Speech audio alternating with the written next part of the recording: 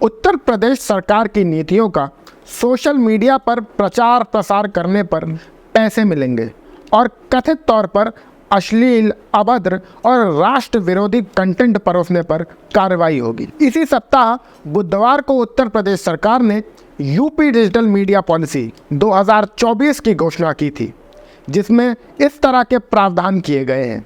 इस नई पॉलिसी के सामने आने के बाद विपक्ष, कई जानकार और सोशल मीडिया इन्फ्लुएंसर्स सवाल उठा रहे हैं और सरकार की प्रचार प्रसार करने पर पैसे देने की इस नीति को रिश्वत करार दे रहे हैं। साथ ही वो आरोप भी लगा रहे हैं कि इस नीति के बहाने सरकार अपने आलोचकों को धमकाकर उनका मुंह बंद करवाना चाहती है। वहीं सरकार इस नीति को प्रदेश में बेरोजगारी दूर करने की दिशा में उठाया गया कदम बता रही है।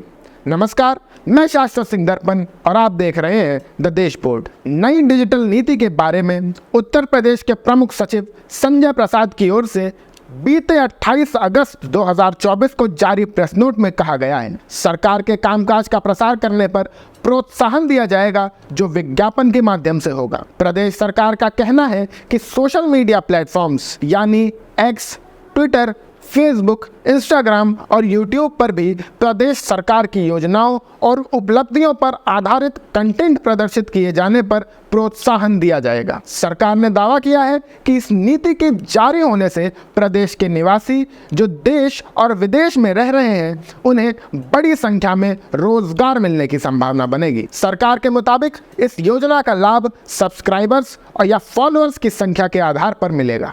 इसे सोशल मीडिया के आधार पर 4 कैटेगरी में बांटा गया है, जिसमें अधिकतर भुगतान 5 लाख रुपए तक निर्धारित किया गया है।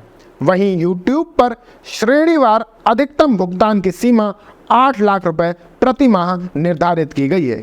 कंटेंट किस तरह का होना चाहिए, वीडियो कितना लंबा होना चाहिए और महीने में कितने पोस्ट होने चाहिए, इसे लेकर भी पॉलिसी में विस्तृत मापदंड बनाए गए हैं।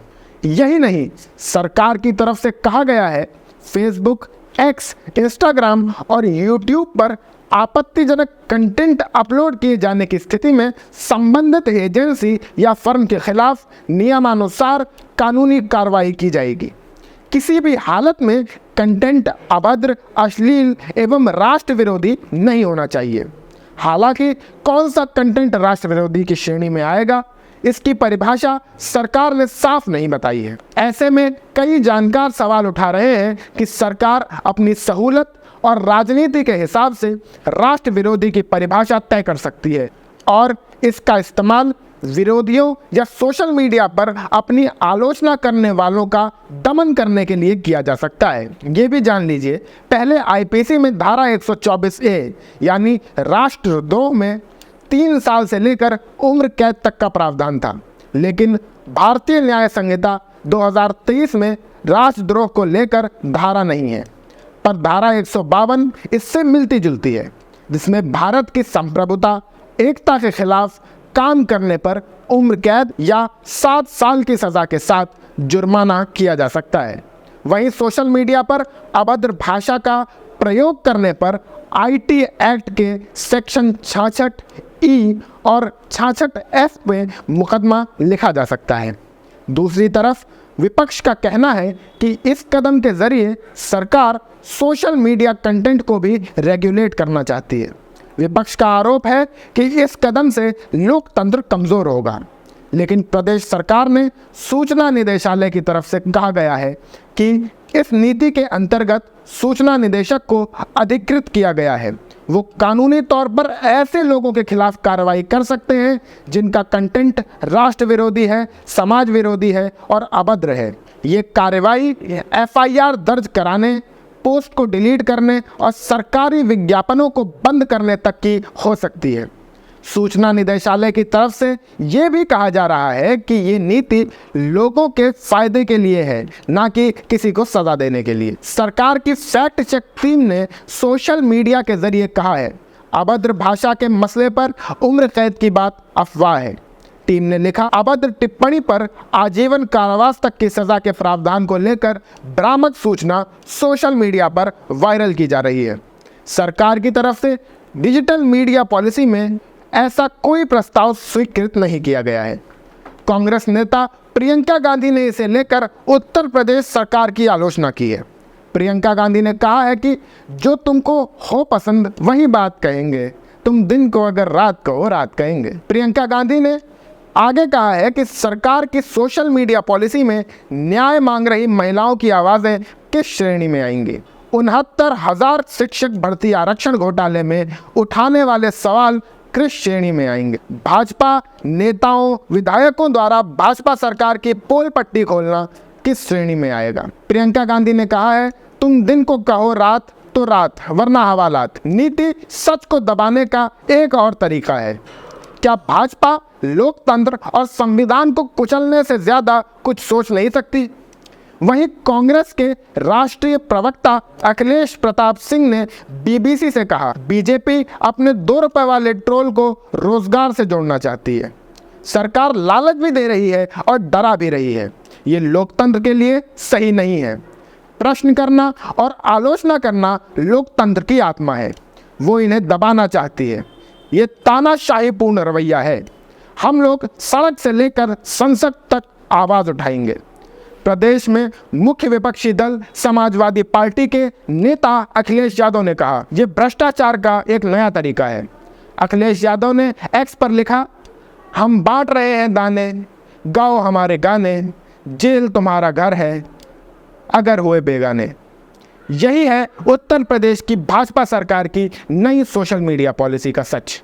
उन्होंने कहा है कि ये तरफदारी के लिए दी जाने वाली भाजपाई घूस भाजपा अपनी करतूतों पर पर्दा डालने के लिए सरकार के चरणों में पड़े रहने के लिए नए ज़माने के चारण पैदा कर रही है। अखिलेश यादव ने लिखा है कि भाजपा भ्रष्टाचार की थाली में झूठ परोस रही है। जनता के टैक्स के पैसे से आत्म प्रचार करने का एक नया तरीका खोज रही है। लेकिन उत्तर प्रदेश बीजेपी के प्रवक्ता राकेश त्रिपाठी ने कहा, विपक्ष सिर्फ भ्रम फैला रहा है। डिजिटल मीडिया पॉलिसी से नए रोजगार का सृजन होगा। सोशल मीडिया पर अफवाह फैलाकर कानून व्यवस्था से खिलवाड़ करने वालों पर कठोरता से शिकंजा कसा जाएगा। यूपी की सोशल मीडिया पॉलिसी देश भर में नज़ीर बनेगी। उत्तर प्रदेश सरकार की इस योजना के बाद सोशल मीडिया पर इन्फ्लुएंसर्स के 2 ग्रुप बंट गए हैं। एक जो इस योजना के समर्थन में है और दूसरा जो इसके विरोध में है। Social media influencer Dhruv Rathee ने लिखा, टैक्स देने वालों के पैसे से कानूनी तौर पर रिश्वत दी जा रही है।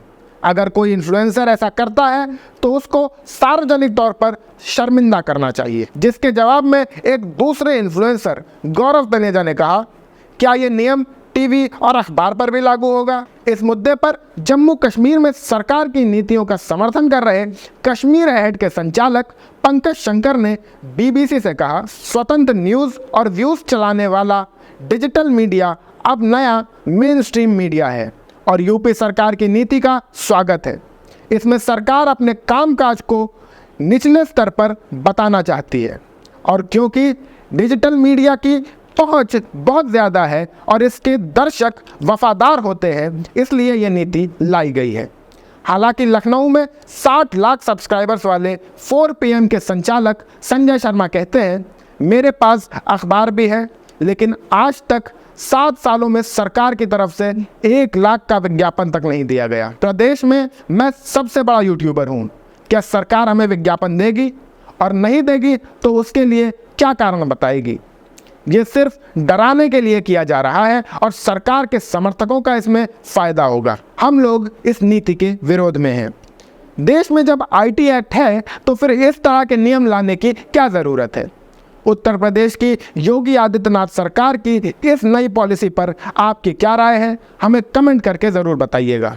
वीडियो को लाइक करिए, शेयर करिए और हमारे चैनल द देश बोर्ड को सब्सक्राइब करिए। बहुत बहुत शुक्रिया।